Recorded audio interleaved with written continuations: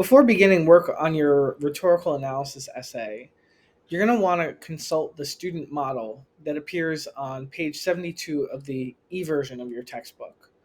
The student model is a rhetorical analysis of an essay called Whither History Textbooks. Whenever you are writing academically, it is useful to begin by examining a text that's written in the same style that you're being assigned to write in. This may be a student model that comes from a textbook or a student model that's provided by your professor, or it may be a professional text that appears in the world. For our purposes, since your first assignment is going to be writing rhetorical analysis, we're going to take a closer look at the model of a rhetorical analysis appearing in From Inquiry to Academic Writing.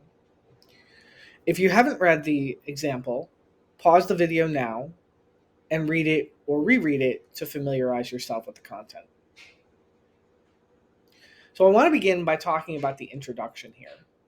Notice that in the first two sentences of the introduction, the writer names the text that is going to be analyzed, Whither History Textbooks, names the author, David Dyack, and gives a little bit of a background information about the author.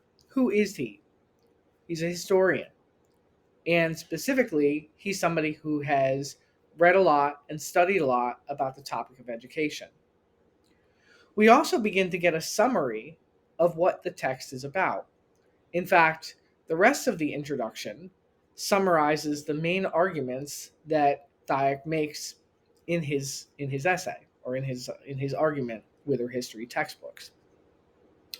The main problem, as analyzed by our student writer, is that history textbooks sort of jumble in a lot of information instead of providing a coherent narrative or a coherent argument.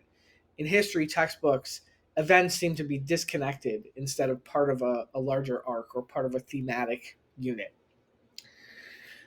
The argument that Dyack is going to make is that the reason history textbooks look like this is because there are too many outside influences or political influences that have a sway over how history is taught and how history textbooks are written.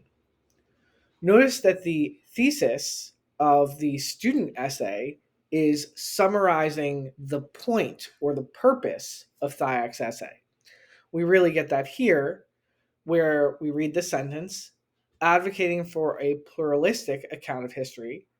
Dyack presents a number of options to make his discussion appear fair and reasonable, but he also appeals to what he hopes will be readers' own impatience and frustration with the, quote, noisy confusion that influences the stories textbooks should tell. In this thesis statement, we understand what Dyack is doing, right? He's making an argument about history textbooks. But the point that the student writer is making is not in agreement or disagreement with Dyack. Instead, it's a discussion of how Dyack makes his argument. The evaluation or the judgment of the argument is that it appears fair and it appears reasonable.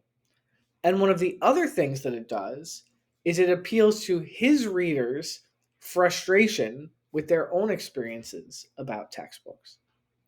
The rest of the rhetorical analysis will continue to summarize some of the main points that Dyack makes, but also talk about the audience, the purpose, the context or the occasion, right? Why is this being written? What is the discussion that Dyack is entering?